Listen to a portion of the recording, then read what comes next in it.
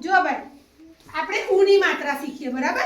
આપણે એકમ 6 અજબનગર એની અંદર બે માત્રાઓ શીખવાની કેટલી માત્રા શીખવાની ભાઈ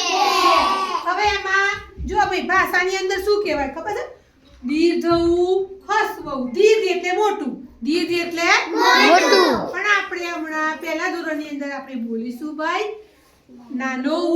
મોટો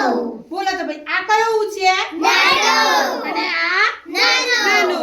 ભાઈ હવે તમને ખબર પડી ગઈ કે મોટો ઉ અને નાનો ઉ મોટો ઉ અને નાનો ઉ હવે મોટો ઉ અને નાનો ઉ હવે અહીંયા જુઓ ચલો ભાઈ આ કયો ઉ છે મોટો હવે મોટા ઉની માત્રા કઈ રીતે લખશે અહીંયા શબ્દો લખ્યા છે બેટા વાંચતો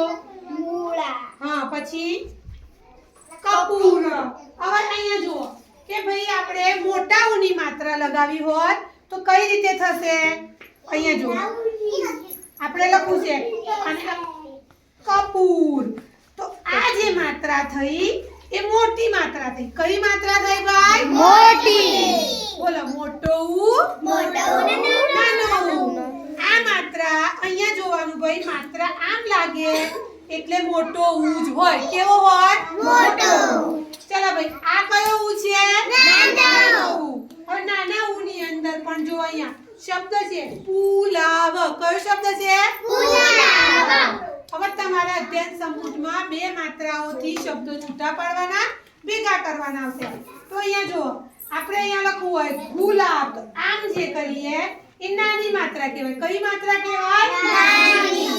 જો અહીંયા ઘણા બધા શબ્દો છે કે નાના ઉની માત્રા કઈ રીતે લાગશે મુગટ આમ લખાય તો એ માત્રા કયા ઉની લાગી બોલો મોટો ઉ નાનો ઉ નાના ઉની માત્રા